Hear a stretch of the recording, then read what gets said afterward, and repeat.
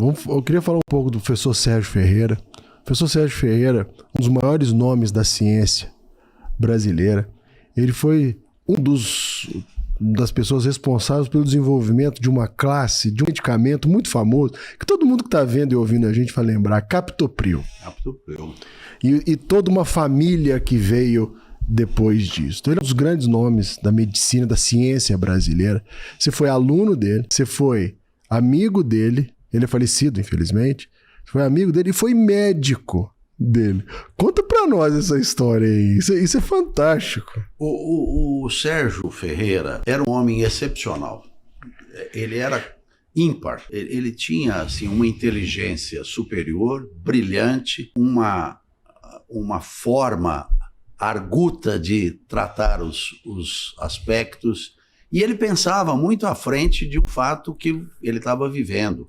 Ele via coisas que a visão usual, normal, não permitia. E ele tinha coisas muito interessantes. Uma delas eu posso contar, porque isso, recentemente, a Academia Brasileira de Medicina fez um documentário sobre ele, e eu fui entrevistado durante um longo tempo e contei essa e outras histórias. Mas ele era um indivíduo brilhante.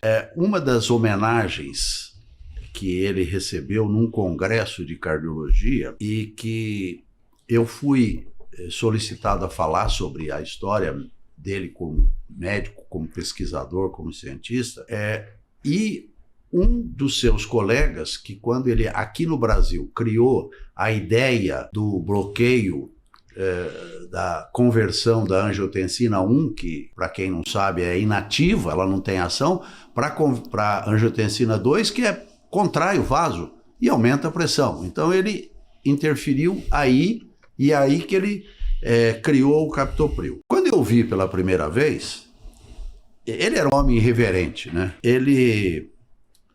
Eu falei, olha, a sua pressão está alta. Não tem como.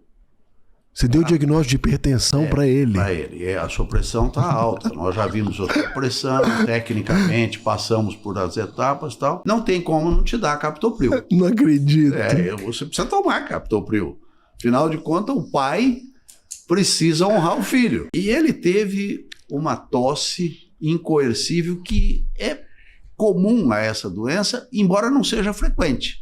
É própria dela, mas não é frequente. Mas ele teve. É um indivíduo assim. E eu tinha uma característica interessante. Eu marcava a consulta dele sempre pro fim. Claro. Porque eu tinha que explorar tudo que ele podia oferecer numa conversa, numa relação. Ele era um homem brilhante. Eu tenho um livro chamado Superfícies, Profundidades, de crônicas e de poesia, e uma das crônicas é sobre ele.